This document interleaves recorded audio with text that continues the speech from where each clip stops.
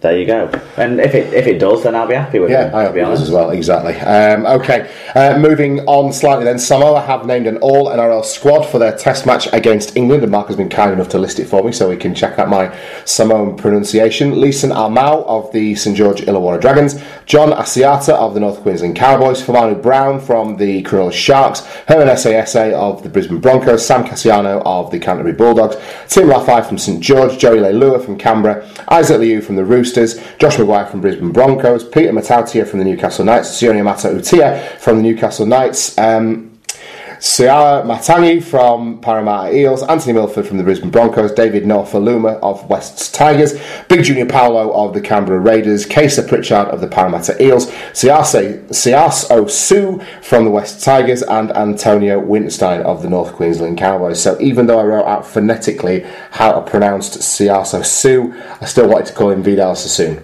But apart from that, there you go. Super League stars such as Jesse Stenilafeo and Ben Roberts are not included, as it is understood that Super League players have not been given permission to play for their country. Yeah, I think like those two players will end up in the squad for the World Cup that they call up. It's an interesting side. Some big boys in that Milford's team. Obviously the big weapon that jumps off the page. Their centres are very strong. I love watching Joey Leilua play rugby league. I think the centres are very strong going forward. But there's an area there where we can attack them. On the flip side, I do feel. Yeah. And strong pack, would you say? Some big guys again. There's some big guys, but there's some guys that you can get around that aren't playing great right now. But then there's some other guys who are awesome. I mean, Junior Paolo is having a crack in it again, ball in hand though. Same with Sam Cassiano. Yeah. So it's just at least now I was consistent. To me, there's an opportunity here if the weather's nice for a high scoring game. Yeah, and that's what you hope for, isn't it? Which you don't see in internationals very often. So by high scoring, I mean both sides might get 20 points. Yeah, that'd be good, wouldn't it? Super League referee Jack Smith has stepped down from full-time officiating in order to pursue outside interests. Smith, who became full-time in October after taking charge of his first Super League game last June, will continue officiating in a part-time capacity to allow him to spend more quality time with his young family and continue a property management business. Smith said, "I want to thank everyone in the match officials team for supporting me with this. It was never a quick or easy decision for me. My family need me at home at the moment more than I have been, but I will still continue to officiate with the same ambition and professionalism in my part-time role." Very well put. Can't fault the guy particularly. He's made a decision that's good for him and his family.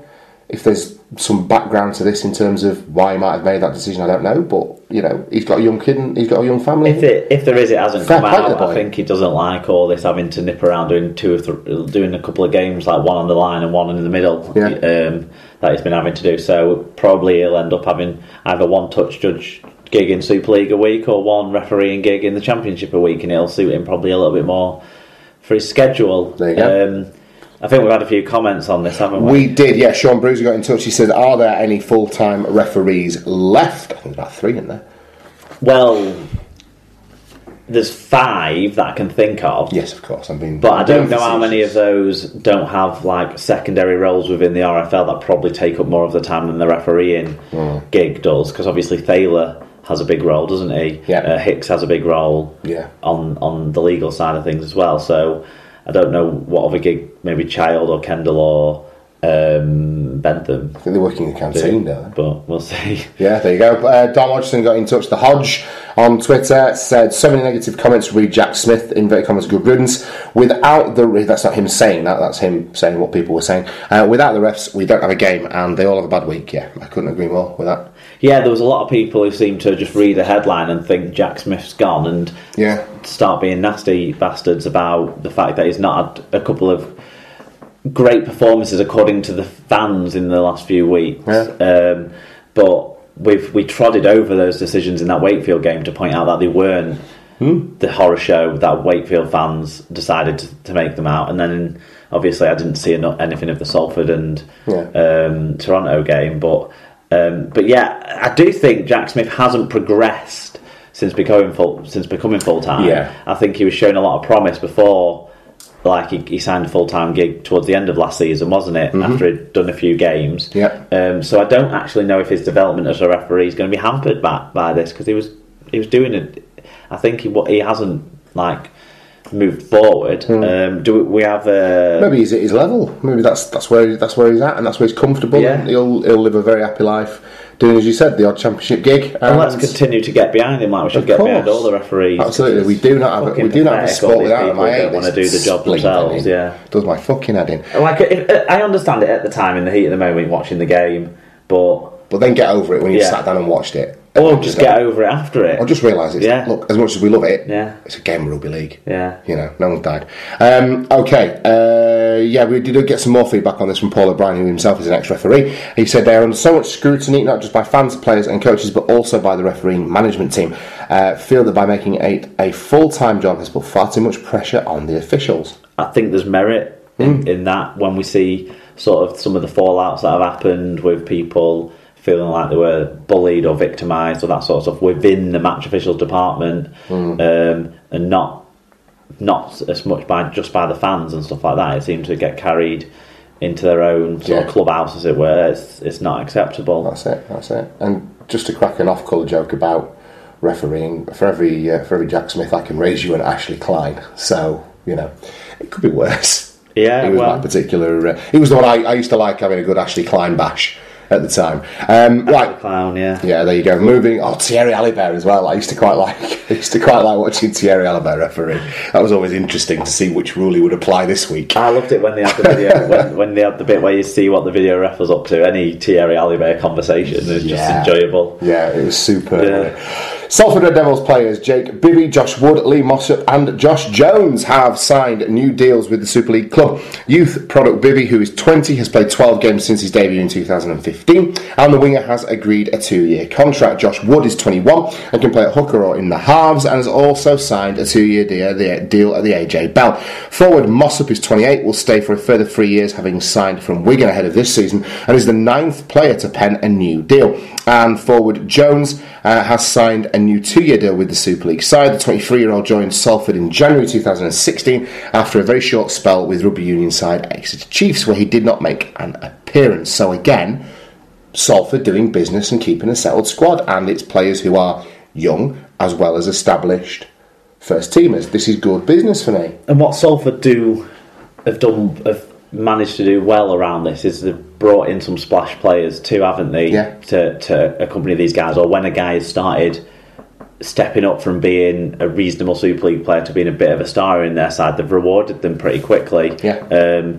So it's all sort of decent succession planning. Yeah, absolutely. Wakefield Trinity have retained the services of Liam Finn, who I still maintain looks like a white CeeLo green, after the halfback penned a year extension to his contract. Finn is currently in his second spell with the club, having joined Wakefield last year. He was an ever-present for Trinity in 2016 and has played a prominent role in the current campaign. He is the first of the club's 3 halfbacks to sign a new deal, with Jacob Miller and Sam Williams also out of contract at the end of the year. Finn said, "I'm delighted to be staying. I've had an enjoyable 1.5 years so far, and hopefully that will continue, and I can keep trying to improve and enjoy my rugby." I think they want to be getting one of those other two tied down. Yeah, it brings some steady away, doesn't it, Liam Finn, but the other two would be bigger deals, wouldn't they? Particularly Williams, I would say. Halifax have agreed to mutually terminate the contract of Luke Ambler. Ambler's interests outside of the game, including his work with the Andy's Man Club initiative, a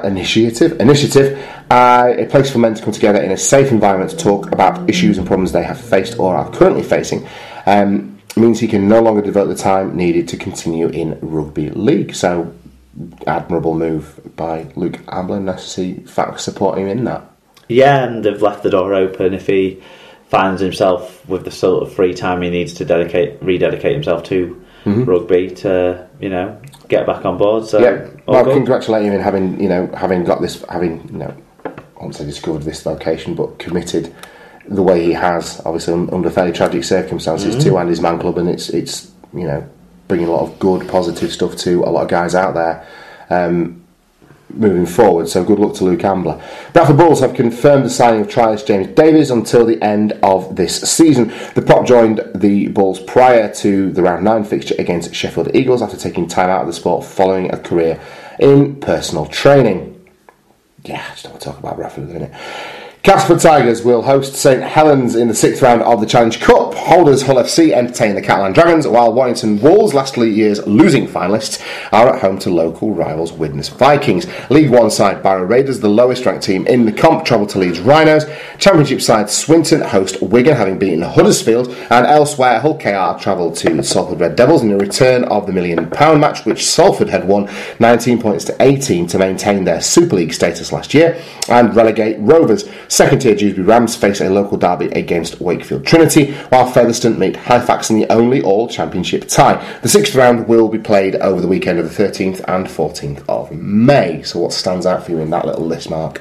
Well, interesting TV picks. I've not seen the TV picks. Sky have got Fev versus Fax. Brilliant. So the all-championship game, so that's going to be the Thursday night game, so some good airing for the championship sides there. Mm-hmm. And then on the Friday, they run probably the most enticing game of the round, really, which is that Salford versus Hull KR rematch. Yeah. And then the bit of grit there, won't they? BBC have Warrington and Widnes, which... Yeah, and then obviously the Saints against the Tigers, which many will say is the tie of the round. But yes, some interesting ones, aren't there? Certainly. I think Barrow might have been afforded a kinder draw than Leeds, but if you're a Barrow player and if you're a Barrow fan, this is a great day out, isn't it? Yeah, of course. So everyone wants a trip to home with them. I remember with great fondness us going with the Blackpool Panthers to Headingley to watch them in the Challenge Cup and having a lovely. They were competitive for about 15 minutes. They had a decent 15. Didn't they not take the lead at one point, or at least they pegged them back? It was exciting. It was a good few minutes, and then we enjoyed a few beers. So I'm sure the lads at Barrow and their fans will be more than excited about that. Bradford Bull star Scott Moore faces 4 further charges following a police pursuit last year. The 29-year-old has been accused of 2 assault offences, dangerous driving and possession of a weapon for the discharge of an electrical incapacitation device. Does that mean... Taser. Yeah. Essentially, yeah. Moore, who appeared at Wigan Lee Magistrates Court on Thursday morning, had previously been charged with failing to stop at the scene of a collision and driving without insurance. He will appear at Bolton Crown Court on Wednesday, May the 24th, in connection with the alleged charges. Obviously all very serious and obviously something we condemn. Sheet now, isn't it? But it's just getting fucking comical now, isn't it? Really, the amount of stupid things this boy's done. I was going to say how's he getting to training, because obviously he would be banned from driving, but... he won't have to worry about that potentially soon, will he? Because that's some serious charges there. Yeah. There's a good chance it'll be the next Wakefield he turns out for. It'll be HMP Wakefield. Okay. The Lebanese Rugby League Federation have confirmed the release of Ivan Cleary from his position as national team coach following his appointment as head coach of West Tigers earlier this month. There you go. Interesting stuff. A bit of a shame for Lebanese Rugby League, but not to worry. And finally, a French rugby league player is set to be issued a life ban from the sport after he hospitalised a referee with a sickening punch after being sent off. The horrific incident took place during a French Cup Juniors semi-final between Saint-Estève and Toulouse. Referee Benjamin Casti, who... I forgot to mention it, he's Remy Casti's brother, sent off a Saint-Estève player who had only recently returned from a suspension 25 minutes into the match. However, he was knocked out by the player who launched a disgusting punch at the referee, which sparked a brawl, and the game was subsequently abandoned. Casti was sent to hospital where he received treatment for jaw and cheekbone injuries. Marc Palanque, the president of the French Rugby League Federation, condemned the attack.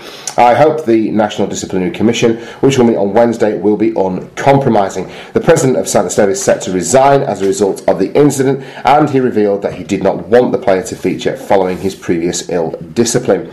This player has already been suspended 4 games earlier in the season, and I did not want him to play, said Koza, the chairman. Yeah, it's horrible. Absolutely fucking despicable, man. Unbelievable. I've never seen anything quite like it, and I was really saddened and disappointed to see it happen in our game. It could not be more the opposite. It's the sort of thing you normally see from like a third division South American football league. Precisely, isn't it? Yeah. Disgusting. Absolutely shameful, and ban him for life. Definitely. Don't even let him near a rugby league training field, playing, get a stadium or anything. Yeah, from the sport entirely. Okay, that's the news from around the world of rugby league. Then let's take a look back now and strap ourselves in for round 12 of Super League.